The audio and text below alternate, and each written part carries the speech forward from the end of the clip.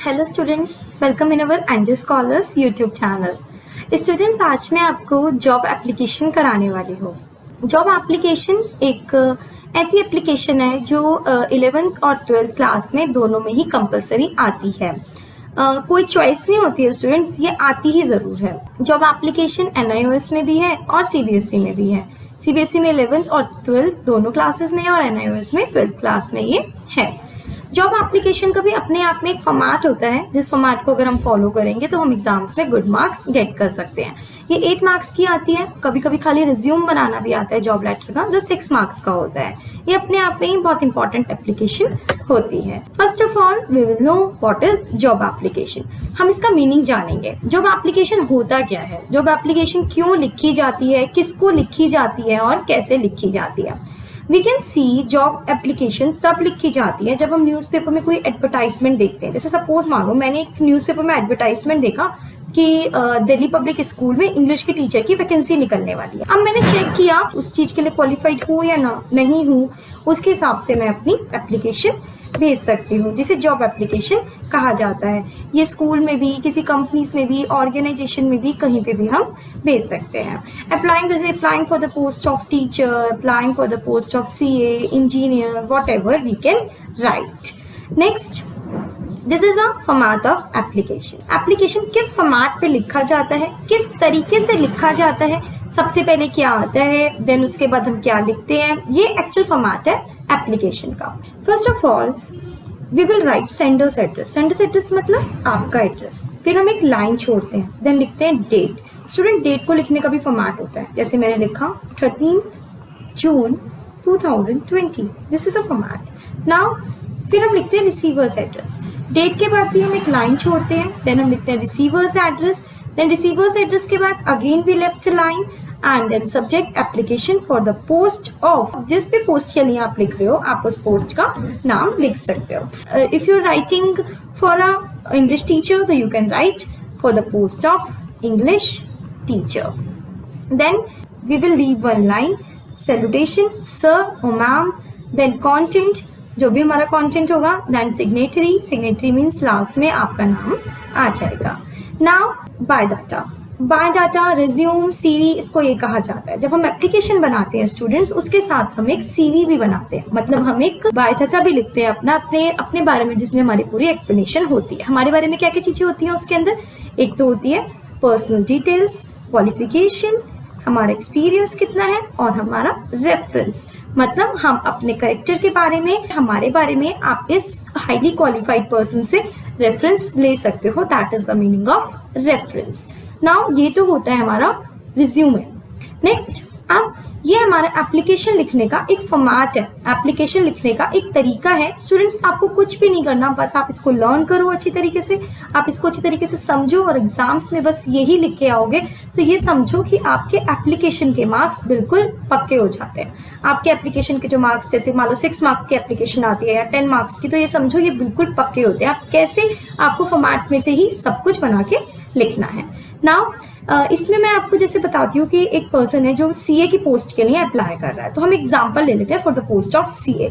तो उसके ऊपर sender's address, first of all we will write sender's address, date, receiver's address, salutation, सबके बीच में एक लाइन छोड़ेंगे, then subject application for the position post of CA। यहाँ से कंटेंट लिखना स्टार्ट किया। आई एम राइटिंग, मैं लिख रहा हूँ for the position of CA advertised in, यहाँ न्यूज़पेपर का नाम आ जाएगा, एंड ऑन डेटेड, कौन सी डेट को आपने देखा है आप वो लिख दोगे। If you are writing a letter on 13th of June 2020, then you will write a date like 10th of June, because आपने अगर बहुत पुराना एडवर्टाइजमेंट देख के लेटर लिखा होगा तो ऑब्वियस सी बात है ना, तो वैकेंसी तो फिल हो चुकी होगी, तो आपको उसी के ही आसपास भेजना है। अब आप उसको बताओगे as far as my academic qualification is concern, मतलब मैंने अपनी एकेडमिक क्वालिफिकेशन के साथ कुछ एक्स्ट्रा क्वालिफिकेशंस भी करी है, मेरे को 2 years का एक्सपीरियंस है। यहाँ पे आपको ये सब लिखना है। आई डिड माई ग्रेजुएशन, वो बता सकता है कि मैंने अपनी ग्रेजुएशन दिल्ली यूनिवर्सिटी से करी है 2000 12 में। इसमें सिर्फ वो 2 लाइन्स में अपनी क्वालिफिकेशन बताएगा और इसमें आपको कुछ भी अपनी लैंग्वेज में बनाने की ज़रूरत नहीं है। देन आगे, बिसाइड्स मेरी कम्युनिकेशन स्किल्स बहुत अच्छी हैं एंड आई होप कि मैं आपकी एक डायनामिक टीम में आपके साथ काम कर सकूं और आप मुझे चांस दोगे अपनी एक टीम के साथ वर्क करने के लिए। It will be very convenient for me, है ना, कि वो उसको बोलेगा कि ये मेरे लिए बहुत कन्वीनियंट होगा एंड मेरे लिए बहुत एक अच्छा चांस होगा अगर आप मुझे ये अपनी टीम के साथ वर्क करने का चांस दोगे। तो significant contribution while developing my skills, जिससे मैं अपनी स्किल्स को डेवलप कर सकता हूँ, है ना। I would be happy to interview to any convenient to any time. मतलब इसका मतलब क्या है कि मैं बहुत खुश होऊंगा कि अगर आप मुझे इंटरव्यू के लिए कॉल करोगे एंड मैं किसी भी टाइम पर इंटरव्यू के लिए कन्वीनियंट हूँ। आई होप आप मुझे इंटरव्यू के लिए कॉल करोगे। बस आपको इस तरीके से भेजना है। Looking forward to positive response, मैं आपका पॉजिटिव रिस्पॉन्स सुनना चाहता हूँ। योर ट्रूली, आप लास्ट में लिख दोगे your truly, name and enclosed biodata. आप लास्ट में अपना बायोडाटा इसके साथ एनक्लोज कर दोगे। एंड स्टूडेंट्स, आपको एक चीज़ और ध्यान रखनी है कि जो आप बायोडाटा बनाओगे ना, चाहे आपका लेटर किसी भी पेज पे खत्म हो, बायोडाटा आपको न्यू पेज से ही बनाना है। Next, now we will see how to make a resume. अब हम रिज्यूम को कैसे बनाते हैं, ये बहुत इंपॉर्टेंट है स्टूडेंट्स।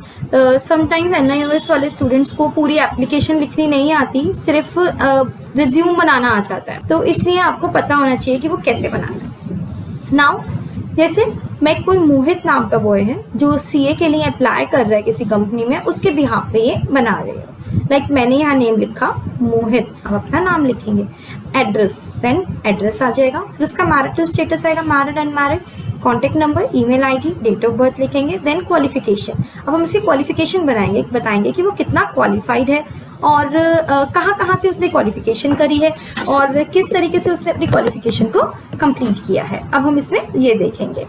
नाउ फर्स्ट, उसने पास 10th, अब उसने 10th पास करी, first 12th, graduation, post graduation, CA, फिर CBSE NIOS ने बता दिया कहाँ से, किस बोर्ड से उसने क्वालिफाई किया है। नाउ ईयर, किस ईयर में उसने क्वालिफिकेशन करी है। परसेंटेज बता देंगे उसके मार्क्स, जैसे यहाँ पर हमने लिख दिए 69%, 23%, whatever. Then subject offered, उसके पास कौन से सब्जेक्ट थे, यहाँ हम वो लिखते हैं कि उसके पास कौन से सब्जेक्ट थे। नेक्स्ट, अब हम लिखते हैं एक्सपीरियंस। स्टूडेंट्स, एक्सपीरियंस की भी हम एक टेबल बनाते हैं। हमें हमेशा एक टेबल बना के लिखना है इसको, जिससे कि बहुत मैशी ना हो, बहुत हौच-पौच ना हो। जहाँ पे आप जॉब के लिए भेज रहे हो उन्हें क्लियरली उस चीज़ के बारे में पता चल जाए कि आपने कहाँ से क्वालिफिकेशन करी है और क्या क्या आपका एक्सपीरियंस है। Yes, now see the experience. अब हम एक्सपीरियंस देखते हैं। सीरियल नंबर, उसने कितना एक्सपीरियंस है, उसने कहाँ पे जॉब करी है, ये हम वो लिख देते हैं। किस पोस्ट पे काम कर रहे थे, उसने अकाउंटेंट की पोस्ट पे काम करा है, यहाँ वो पोस्ट आ जाती है। देन कंपनीज के नेम आ जाते हैं, कितने साल या कितने महीने काम करा है, यहाँ पे ये आता है। एंड देन सैलरी कितनी मिलती, 20,000 पर मंथ, 30 एंड 40, यहाँ हम सैलरी मेंशन करते हैं। नाउ हॉबीज, अब हम उसकी कुछ स्किल्स के बारे में बात करेंगे। यहाँ बता दिया उसकी हॉबीज, देन स्किल्स। रेफरेंस देते हैं। रेफरेंस क्या होता है स्टूडेंट, व्हाट इज रेफरेंस, बताओ। रेफरेंस होता है जैसे कोई पर्सन जॉब के लिए कहीं जाता है तो वो ना किसी हायर क्वालिफाइड पर्सन का, या फिर जो उसके स्कूल की प्रिंसिपल होती हैं या पहले कहीं वो जॉब कर चुका होता है, उनका रेफरेंस देता है। जैसे मैं आपको एग्जांपल देती हूँ, जैसे मैंने एग्जांपल दिया, डॉक्टर व्यास, प्रिंसिपल ऑफ, जहाँ जिस भी स्कूल से करा हो, DPS, principle of DPS। Now contact number, वो उनका कॉन्टैक्ट नंबर दे देता है। क्यों होता है स्टूडेंट्स, ऐसा क्यों किया जाता है? वो इसलिए कि आप जो पर्सन है जो अपनी जॉब के लिए अप्लाई कर रहे हैं, तो उसके कैरेक्टर के बारे में और वो कैसा था और उसका पुराना रिकॉर्ड कैसा है, उसके बारे में क्लैरिफाई किया जाता है, इसलिए रेफरेंस दिया जाता है। नाउ एट लास्ट डिक्लेरेशन, जिसमें डिक्लेरेशन दी जाती है, जिसमें वो कहते हैं कि I will do my best and जो मैंने लिखा है वो मेरे बारे में बिल्कुल ट्रू है। Now date, place, signature, and हम लास्ट में लिख देते हैं कि ये रिज्यूम जो है वो हमारे लेटर का पार्ट है, और लेटर वही है स्टूडेंट जो हमने इससे पहले सीखा है। तो आज हमने क्या सीखा, जॉब लेटर के साथ उसका रिज्यूम बनाना और उसको एप्लीकेशन बनाना। This is our job letter. Now student I have some previous year questions for CBSE students. ये कुछ सीबीएसई में आए हुए हैं, जैसे ये सीबीएसई 2018 में ये क्वेश्चन आया हुआ है एंड ये सीबीएसई कंपार्टमेंट 2017 में ये क्वेश्चन आया हुआ है। ये बताया हुआ है पोस्ट ग्रेजुएट टीचर के लिए एक वैकेंसी निकली हुई है पॉल साइंस की। तो सेम आप एप्लीकेशन लिखोगे, पोस्ट में पॉल साइंस टीचर का नाम भर दोगे। उसके बाद बता रहा है कौन से में, भाली एक्सप्रेस न्यूज़पेपर है, न्यूज़पेपर का नाम लिख दोगे। सेम ही है स्टूडेंट, सन यूनिवर्सिटी में एक रिक्रूटमेंट निकली है, जॉब निकली है, एक लेक्चरर की पोस्ट के लिए निकाला है कि उनको एक लेक्चरर की ज़रूरत है। तो इसके लिए एक रिज्यूमे और एक लेटर लिखना है, लेकिन उनको चाहिए कि एक ऐसा कैंडिडेट चाहिए जिसको एटलीस्ट 5 ईयर्स का एक्सपीरियंस हो टीचिंग में। तो एक इस पे आपको बनाना है। Now we will see NIOS के स्टूडेंट्स के लिए कैसा क्वेश्चन आता है। This is for the NIOS students. आप देख सकते हो स्टूडेंट्स, ये NIOS 2015 अप्रैल में ये क्वेश्चन आया हुआ है और आप लोगों को कुछ इस तरीके से आता है क्वेश्चन। जैसे उनको तो इस पूरे एक पैराग्राफ फॉर्म में आता है, आपको इस तरीके से कुछ क्वेश्चन आता है। जैसे उनको एक रिसेप्शनिस्ट की जरूरत है जिसे इंग्लिश स्पीकिंग आती हो, और किसने वैकेंसी निकाली है, Siya dental clinic B86 Vasant Vihar. मतलब ये तो हो गया आपका सेंडर्स, रिसीवर जो आपका लेटर रिसीव करेगा, है ना, ये हो गया हम आपका रिसीवर। नाउ सेंडर हो गए आप, तो आपको ये एप्लीकेशन लिखनी है, उसके एडमिनिस्ट्रेटिव ऑफिसर को लिखनी है एंड फॉर उसका रिज्यूमे भी आपको बनाना है। ये अप्रैल 2015 में ये क्वेश्चन आया हुआ है।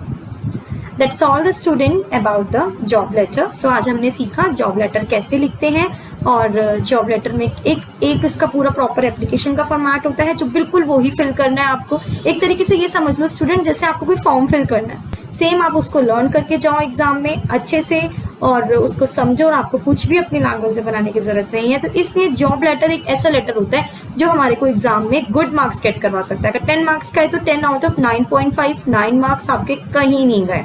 तो आप इसको अच्छे से करो, और फिर भी कोई प्रॉब्लम आपको लगती है तो मुझे कमेंट बॉक्स पे कमेंट करके बताओ, मैं आपको उस प्रॉब्लम को सॉल्व करने की कोशिश करूंगी। एंड स्टूडेंट्स, आप अपनी मेल आईडी भी हमें सेंड कर सकते हो, जिससे हम आपको जो भी हमारा कंटेंट है, इसका जॉब लेटर का पूरा फॉर्मेट है, वो हम आपको सेंड कर सकते हैं। इस लेटर को अपने फ्रेंड्स को शेयर करो, हमारा चैनल सब्सक्राइब करो, लाइक करो। Thanks for watching the video and अपने